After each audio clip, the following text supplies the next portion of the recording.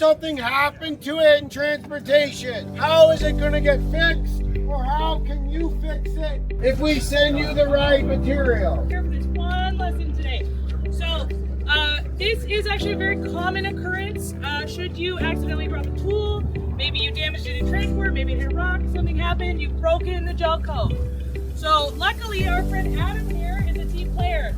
Most of the problems with gel coat is actually adhesion and color matching. So because you've got a connection, he will ship you the color you need. Most of this work you can figure out yourself. I promise you it's easy. So I'm going to go ahead and I'm going to take my Rhino 36 grit on it. What Victoria is mentioning is she has dealt with other manufacturers trying to get the proper gel coat to fix your customer's issue, and they're not a team player. Not only are they not a team player, they will not pick up your phone call. So Kirk will answer your phone if I don't answer your phone, as you know. Yeah, you can get the right color, you can get the right material, and you can get it within the time to get the pool installed. Now, it is always your biggest stressor to have the pool empty, correct? So now you're going to be racing against the clock. So what you're going to need to do is learn from Adam how to shore up your pool. If you broke the deep end on your pool and you need to get material into it, you need at least 6 hours where you don't have any issues. So you're going to learn how to shore up a pool, and you're going to do that before you call someone like me and come in and climb into the deep end, okay? What does shoring a pool mean? So shoring up a pool means you're going to apply back pressure to the side walls and the base so that any pressure pushing in on it isn't going to affect the pool anywhere. Remember the braces that we had there?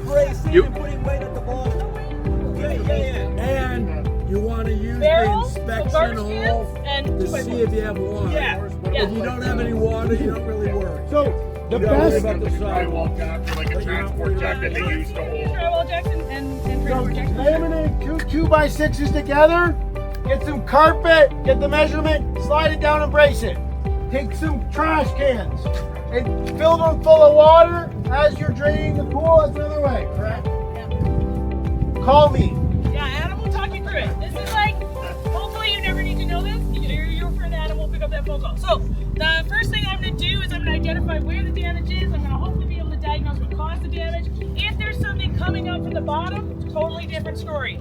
This is just a nice simple impact. This will be a great way for you to see what's going on. You guys can totally step closer if you want to actually see. So I don't recommend standing right here Yeah, because like it's going to blow this way, but you can come over here. I'm going to strategically hold my breath instead of getting my face mask so that I can still talk.